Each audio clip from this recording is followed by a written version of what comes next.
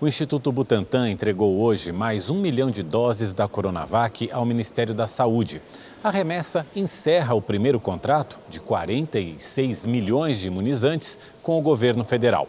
O estado de São Paulo anunciou também a retomada da vacinação para gestantes e puérperas. A estimativa do estado é vacinar 100 mil mulheres grávidas e puérperas com comorbidades a partir de segunda-feira. A vacinação, que deveria ter começado ontem, foi paralisada após recomendação da Anvisa de suspender o uso da vacina AstraZeneca em gestantes.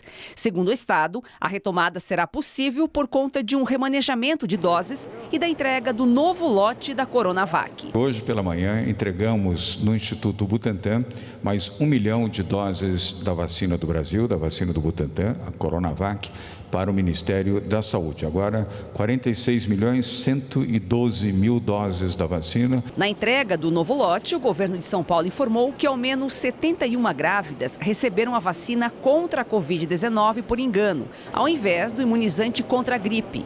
Outras 35 notificações foram relacionadas a efeitos adversos leves após a vacinação contra a Covid-19. Dores, mal-estares, cansaço, necessidade de ficar pelo menos um dia em casa, mas nada grave. Então, os eventos foram de leves. O Instituto Butantan aguarda um novo lote de IFA, o ingrediente farmacêutico ativo, para continuar a fabricação de vacinas. Os insumos estão prontos na China, aguardando liberação para embarque. São 10 mil litros de IFA, matéria-prima suficiente para a produção de 18 milhões de doses da Coronavac.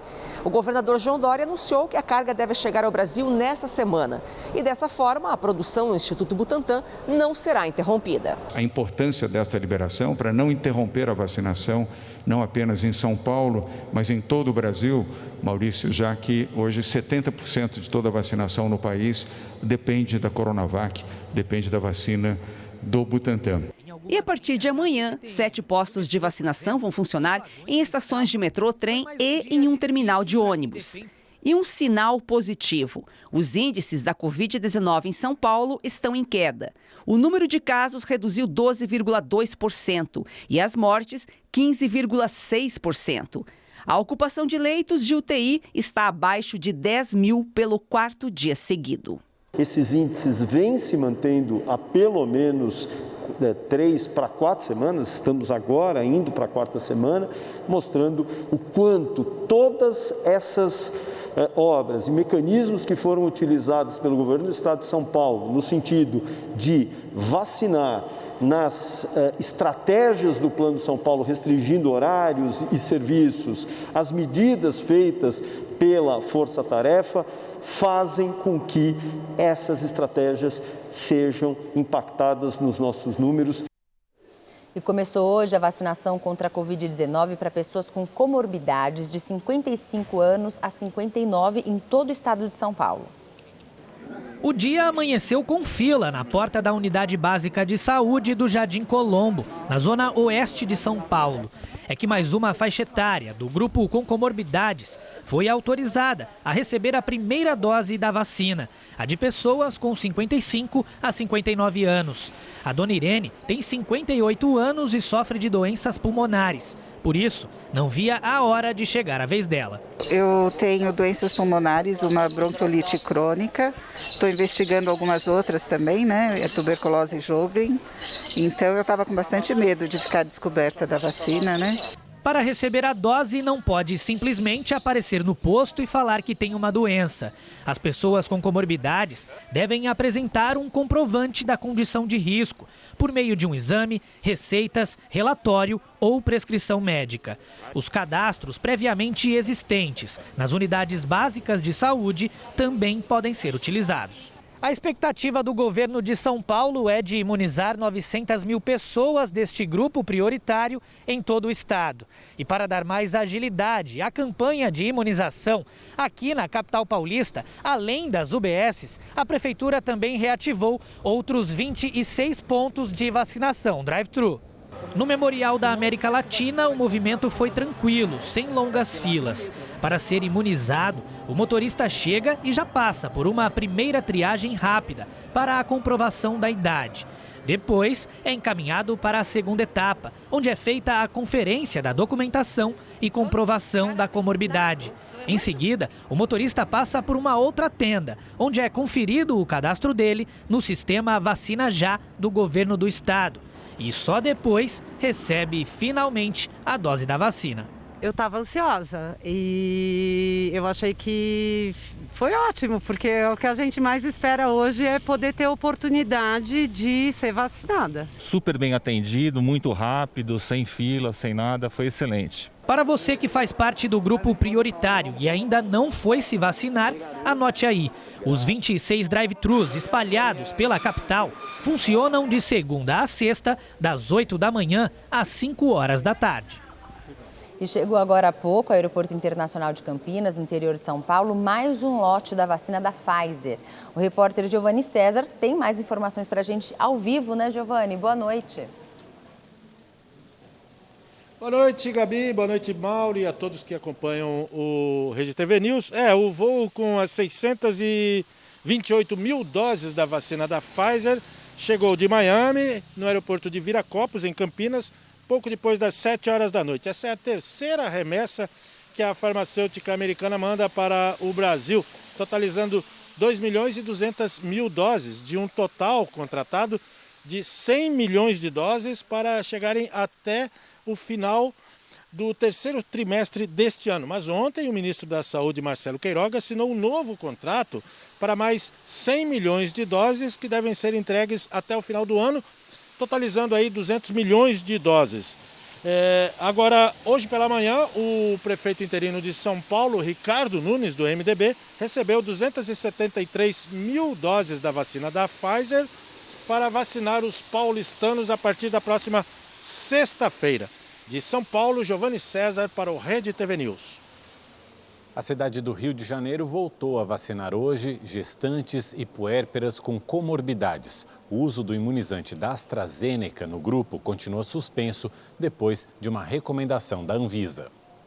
Orientada pelo obstetra e pelo pai, que também é médico, Juliana, a grávida de 3 meses, foi tomar a primeira dose da vacina contra a Covid-19. Como grávida, eu evitaria, por enquanto, tomar a AstraZeneca mesmo. Eu preferiria tomar ou a Coronavac ou a Pfizer, até saber o que aconteceu de verdade, né? Eu acho que a gente tem que ter precaução. Com certeza. Seguindo a orientação do Ministério da Saúde, a capital fluminense voltou a aplicar somente os imunizantes Pfizer e Coronavac em grávidas e mulheres que acabaram de dar à luz com comorbidades. Na segunda-feira, a Anvisa recomendou a suspensão da aplicação da vacina Oxford AstraZeneca após a notificação da morte de uma gestante de 35 anos, vítima de um AVC hemorrágico. A agência investiga uma possível relação entre o caso adverso e o imunizante. O secretário municipal de saúde, Daniel Sorans, garantiu ter doses suficientes para vacinar o grupo. Lembrando que ainda é necessário que a gestante tenha comorbidade, tenha uma avaliação médica dos riscos e benefícios dessa vacinação para a gestante e também assine um termo de esclarecimento sobre esse risco de tomar a vacina, ainda sem todos os testes terem sido concluídos. Além das gestantes e puérperas, o município do Rio também vacinou hoje mulheres com comorbidades ou deficiência permanente, trabalhadoras da área da saúde e guardas municipais. Ainda de acordo com a prefeitura, 1 em cada 4 cariocas já recebeu a primeira dose da vacina contra a Covid-19. Mesmo ela tendo algum atraso, ela não precisa repetir a primeira dose. A aplicação da primeira dose da Coronavac continua temporariamente suspensa na cidade por falta de estoque. Hoje, idosos com 66 anos ou mais receberam a segunda dose do imunizante, mas a manutenção do calendário depende da entrega de uma nova remessa. A gente até o momento está aguardando aí definição de quando essas vacinas chegam na cidade do Rio de Janeiro.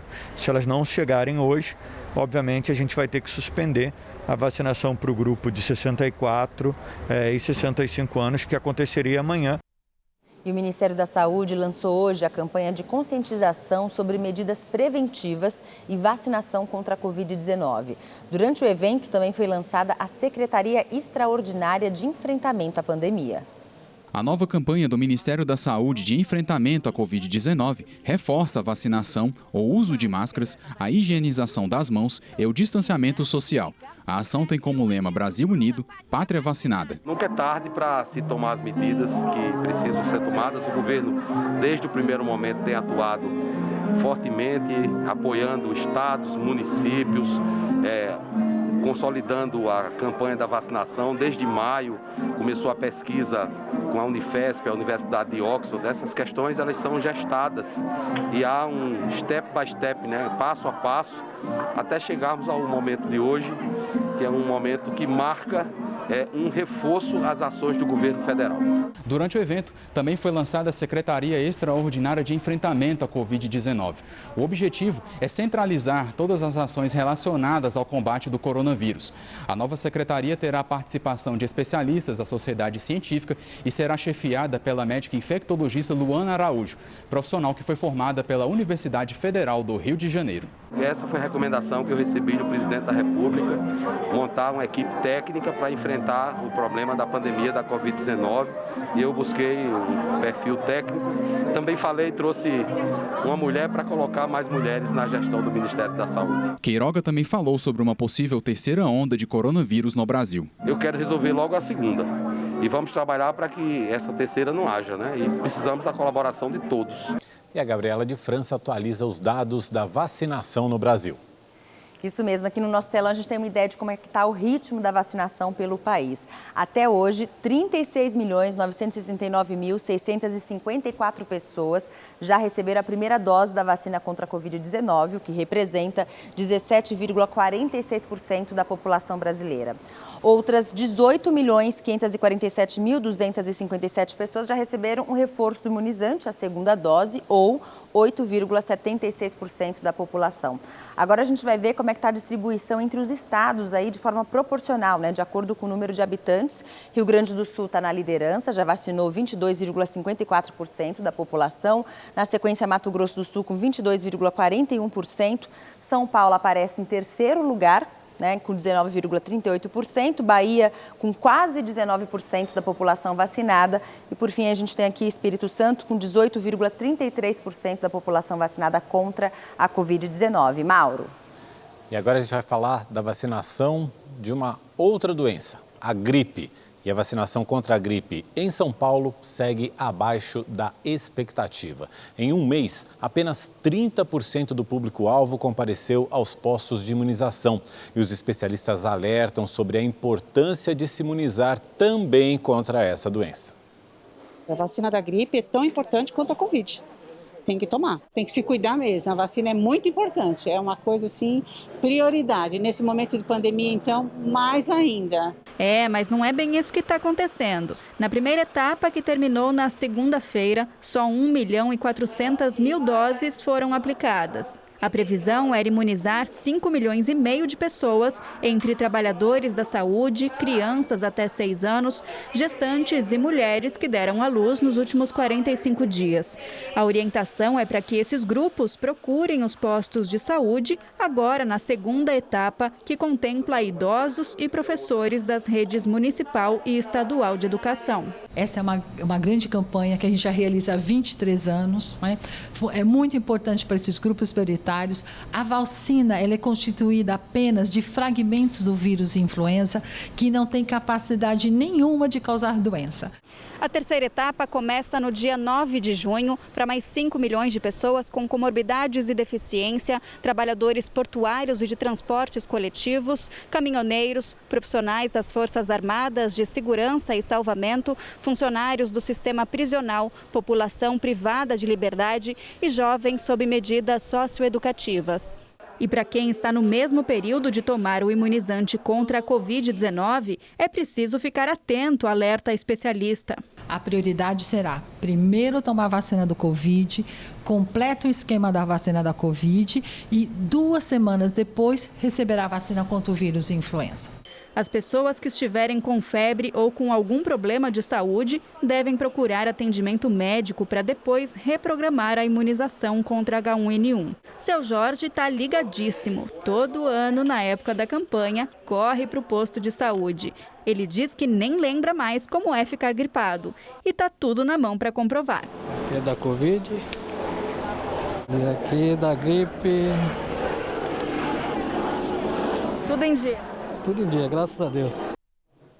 Festival de Prêmios Inverno da Sorte do Rede TV Plus. Veja como participar e ganhar. Os sorteios são diários e você pode levar notebooks, smart TVs e smartphones. Todos os domingos no Encrenca sai também um Renault Kwid zerinho. E ao final da promoção, uma Mercedes C180 Avantgarde pode ir direto para sua garagem. Tudo o que você precisa fazer é continuar assinando o Rede TV Plus ou fazer a sua assinatura agora mesmo, apontando a câmera do seu celular para o QR Code aqui na sua tela. Ou então, acessando redetvplus.com.br. Você paga menos de 75 centavos por dia e pode usar o Pix, cartão de crédito ou cartão virtual de débito da Caixa. É o inverno da sorte aqui na Rede TV.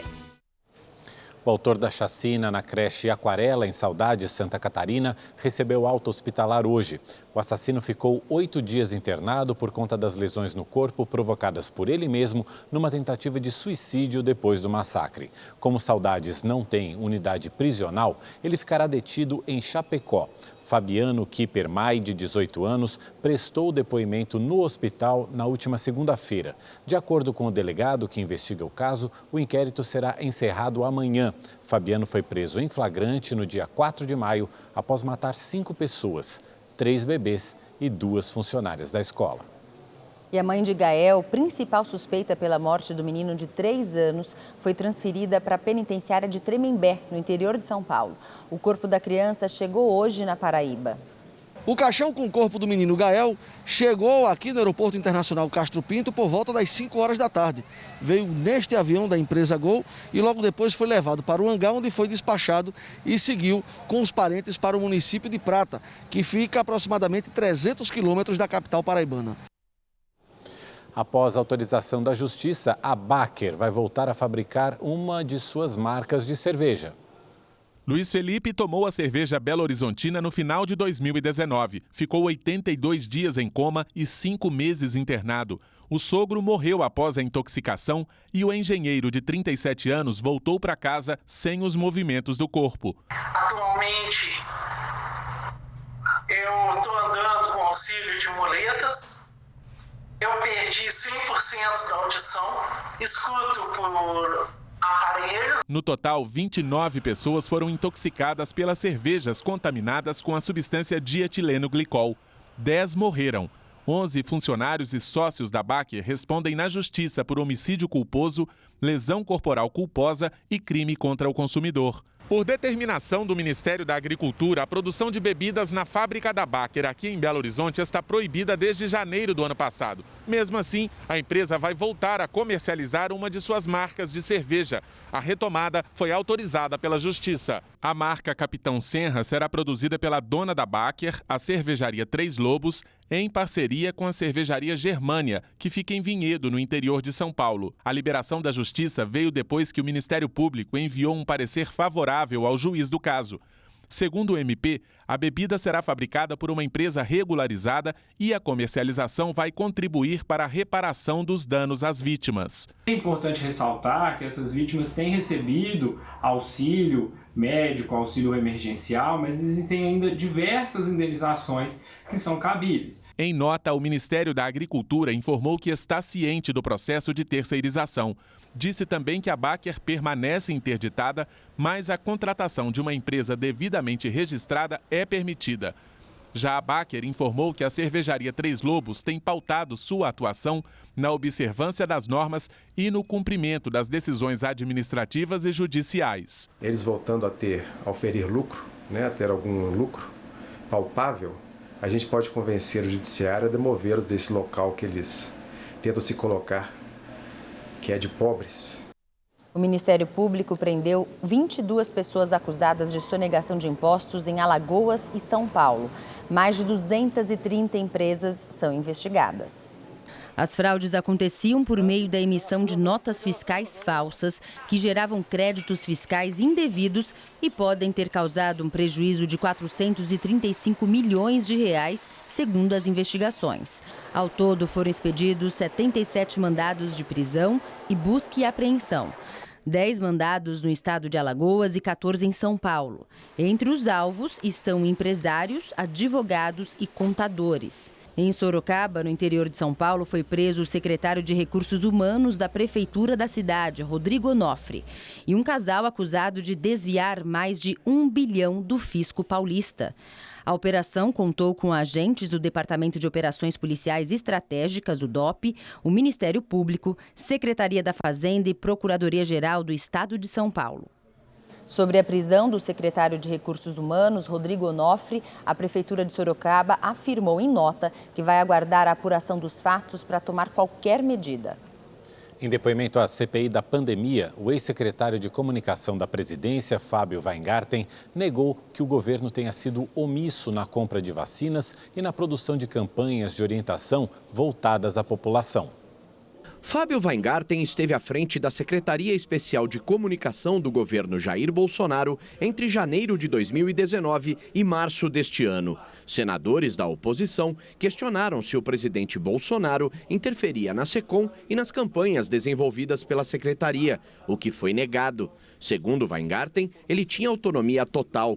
O ex-secretário também rebateu as críticas de que o governo não teria produzido campanhas que orientassem a população sobre os riscos da Covid-19. É uma impressão equivocada em dizer que o governo não comunicou, senador. Com muita técnica, com muita isenção, com muito profissionalismo. A gente fez campanha todos os meses, com muita mídia técnica, com muita mídia regionalizada. Mas por que pode passar a impressão que a gente não comunicou? Porque a comunicação evoluiu, senador. Nós estamos aqui na bolha de Brasília, eu fiquei imerso aqui 2 anos. Nos fins de semana, quando eu ia para casa, a realidade era outra. O que se passa aqui em Brasília, às vezes não é o que se passa fora daqui. Um dos temas mais perguntados a Weingarten foi sobre uma suposta morosidade do governo na compra de vacinas. O ex-secretário admitiu que atuou como um agilizador ao ser informado que existia uma carta da Pfizer com oferta de imunizante. O documento foi enviado a integrantes do governo em setembro e não havia sido respondida até novembro, quando entrou em contato com a Pfizer. Mas Weingarten afirmou que as primeiras propostas da empresa não eram vantajosas, pois ofereciam cerca de 500 mil doses. Na linha cronológica do tempo, senador, a carta foi enviada 12 de setembro. Me avisa em 9 de novembro que a carta não havia sido respondida. Nesse momento, eu mando um e-mail ao presidente da Pfizer que consta nessa carta. Eu respondi essa carta no dia que eu recebi. 15 minutos depois, senador, o presidente da Pfizer do Brasil, eu respondi para Nova York, o presidente da Pfizer do Brasil, o senhor Carlos Murilo, que virá aqui amanhã, me liga. Fábio, muito obrigado pelo seu retorno, no dia 9 de novembro. E foi o primeiro contato com ele. A insistência da oposição foi criticada pelos senadores governistas. Ninguém é convocado aqui para ser comentarista de posição alheia ou de comportamento alheio, a não ser que isso esteja ligado diretamente ao exercício da função. Pelo visto, só é bom o depoimento quando responde o que o relator quer ouvir. Se não confirma o que ele quer, então o depoimento não é bom, não serve. Foi o que aconteceu hoje na sessão desta comissão. Isso ficou muito claro. É uma coisa, sim, assintosa quando a gente vê a cortesia que foi tratado aqui o ex-ministro Mandetta, né? Um jogo, uma coisa, como a gente diz no jargão do futebol, jogada ensaiada, e a intimidação de um cidadão que merece respeito, que não merece ser humilhado, que não merece ter ali uma indução Então isso pega mal. O próprio presidente da comissão, senador Omar Aziz, do PSD do Amazonas, teve de se desculpar com o ex-secretário Fábio Weingarten. Aziz corrigiu uma declaração que havia dado sobre uma reportagem da revista Veja. Ele não falou do Pazuello, você falou da equipe. Você disse que a equipe era incompetente, ele não citou nomes. Ele disse que a equipe, na entrevista ele falou a equipe do Ministério da Saúde é incompetente, ele não falou Pazuello. Eu perguntei até errado. Demonstrando irritação ao longo de todo o depoimento, o relator da CPI, senador Renan Calheiros, do MDB de Alagoas, chegou a sugerir a prisão de Weingarten ao final da audiência, medida rejeitada pelo presidente da comissão e de outros parlamentares. E a sessão acabou suspensa após o senador Flávio Bolsonaro chamar o relator de vagabundo. Imagina a situação, um cidadão honesto ser preso por um vagabundo como Renan Calheiros. Olha a desmoralização. Estão perdendo a visão do todo. Um carro de luxo desgovernado caiu de uma ponte na zona sul de São Paulo. O veículo atravessou a Marginal Pinheiros e atingiu um vagão de trem. O carro só parou ao bater no muro, na parte interna da estação, e ficou completamente destruído.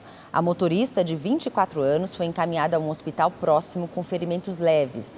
O acidente aconteceu na noite de ontem e interrompeu a circulação de trens, que só foi retomada hoje pela manhã. O município de Anama, a 165 quilômetros de Manaus, está debaixo d'água por causa da cheia do rio Solimões. E o preço dos produtos agrícolas disparou. O setor primário foi o primeiro a ser impactado pela cheia do rio. Campos de plantação foram tomados pela água, revelando um desolador cenário de perdas. Os prejuízos com a grande cheia do rio Solimões afetou também a zona rural do município de Anamã. Comunidades produtoras não conseguiram escoar toda a sua produção. Muito se perdeu por conta da rápida subida dos rios. E aí sobrou prejuízos na zona rural e escassez na cidade. Sem produtos agrícolas para manter o mercado local e com a cidade 100% debaixo d'água, a única feira de Anamã foi fechada. A gente compra verdura na feirinha assim, ó, no supermercado. Fica tudo muito difícil. Luciana, dona de um comércio no centro da cidade, precisa ir a Manaus em busca de produtos agrícolas. Mas o alto custo tem sido um problema. Sobe o preço de tudo, fruta some daqui da região, mas a gente tem que estar mantendo a venda da gente, né? Plantações de banana e mamão foram as mais castigadas, mas o prejuízo maior está na fibra, onde Anamã é um dos maiores produtores de juta e malva da região. O jeito, explica seu Manuel, é esperar o rio secar para calcular os prejuízos e começar tudo de novo. Lá para agosto ou setembro, nas terras mais baixas, é setembro que vai sair. E aí vai custar vir de novo a produção, né? E agora vamos à previsão do tempo com Igor Silveira. Olá, boa noite. A quinta-feira vai ser aquela típica de outono, com sol em algumas regiões, chuva e queda nas temperaturas. É o que acontece no sul do Brasil, que hoje amanheceu com a frente fria e teve chuva em alguns pontos. Amanhã, esse clima continua e ainda deve chover em boa parte do Paraná e de Santa Catarina. No Rio Grande do Sul, a temperatura continua baixa e os gaúchos devem acordar com os termômetros marcando 8 graus. Em São Paulo, o dia começa nublado, a temperatura cai e a máxima não passa dos 18 e chove. Então, não se esqueça do guarda-chuva e do casaco, porque o tempo vai mudar. No Rio, no Espírito Santo e em Minas Gerais, também não esquenta e chove em pontos isolados. No Nordeste, o dia fica nublado em toda essa área que está em amarelo e chove no leste do Rio Grande do Norte até Sergipe. Na região norte, a chuva continua e em Boa Vista, a máxima pode chegar aos 29 graus. E para saber mais sobre a previsão do tempo na sua cidade, é só entrar no site da Rede TV. Eu fico por aqui, uma ótima noite e até mais. O presidente Jair Bolsonaro voltou a defender o voto impresso. Bolsonaro disse ainda que o governo fez tudo o que podia para combater a pandemia da Covid-19. O presidente Jair Bolsonaro voltou a criticar as medidas de restrição imposta por prefeitos e governadores ao longo da pandemia da Covid-19. O governo fez o que pôde. Os que não fizeram nada, agora querem atrapalhar o governo. Acredito nas instituições. Não temo absolutamente nada. E deixo bem claro, só Deus me tira daqui. Direitos fundamentais é para ser respeitado. Direito ao trabalho, à liberdade religiosa e ao de ir e vir. Bolsonaro também voltou a defender o voto impresso em 2022, que, segundo ele, seria uma forma de assegurar ao eleitor que a urna eletrônica registrou a escolha corretamente. Não parará qualquer sombra de dúvida na cabeça de qualquer cidadão brasileiro se o processo foi conduzido com lisura ou não, porque será dessa maneira. E digo mais, se o parlamento brasileiro promulgar, teremos voto impresso em 22. Ninguém passará por cima da decisão do parlamento brasileiro. As declarações do presidente Jair Bolsonaro foram dadas durante a cerimônia no Palácio do Planalto, em que a Caixa Econômica Federal anunciou a adesão ao programa Adote um Parque, do Ministério do Meio Ambiente. O banco se comprometeu a investir 150 milhões de reais para a proteção da floresta amazônica. E após 2 meses de resultados positivos, o setor de serviços teve queda de 4% em março e voltou a operar abaixo do nível pré-pandemia. Em comparação ao mesmo mês do ano passado, o setor teve alta de 4,5%. Em 12 meses, o volume de serviços prestados no país caiu 8%. O clima segue tenso na reserva indígena Yanomami, em Roraima. Policiais federais foram recebidos a tiros pelos garimpeiros. Um tiroteio que durou cerca de 5 minutos. Sem medo, garimpeiros enfrentaram a Polícia Federal. Os agentes retornavam para a capital Boa Vista quando foram surpreendidos. Conforme a corporação apurou, o indígena foi atingido de raspão. Desde o início da semana, a comunidade Palimiú vive sob ameaça. Em outro vídeo, Yanomamis relatam medo diante da ação de garimpeiros. Armados com arcos e flechas, eles fazem um apelo. Eu quero que os polícias cheguem aqui pra cá, vem logo, entendeu? E nós estamos muito com medo. Ainda segundo a Polícia Federal, um garimpeiro foi detido por indígenas e levado pela FUNAI até a Superintendência da Polícia Federal para prestar esclarecimentos. Em seguida, ele foi liberado. Segundo a PF, esse garimpeiro estava subindo o rio Arariquara com destino a uma área de garimpo quando foi abordado por indígenas. Em seguida, apareceu outra embarcação com não indígenas e começaram a atirar. Na manhã de hoje, garimpeiros realizaram manifestação em Boa Vista, em frente ao monumento chamado de garimpeiro, e acusam ONGs de estarem por trás dos confrontos. Essas ONGs estão manipulando os indígenas que sempre viveram de forma pacífica com os garimpeiros. Sempre houve esse entendimento entre índio e garimpeiro, porque existe uma falácia que as ONGs cuidam dos índios, simplesmente é mentira, porque as ONGs querem cuidar simplesmente do que nós temos na nossa terra brasileira, que quem tem o direito de tirar somos nós brasileiros. O Ministério Público Federal ingressou na Justiça com pedido de liminar para que a União destaque policiais 24 horas por dia para proteger a comunidade indígena Palimiú, na terra indígena Yanomami. O objetivo é zelar pela segurança da população local e defender possíveis novos ataques por parte de garimpeiros. E a gente volta com os números da Covid-19 no Brasil. De acordo com o Ministério da Saúde, o país registrou 13.924.000 recuperados.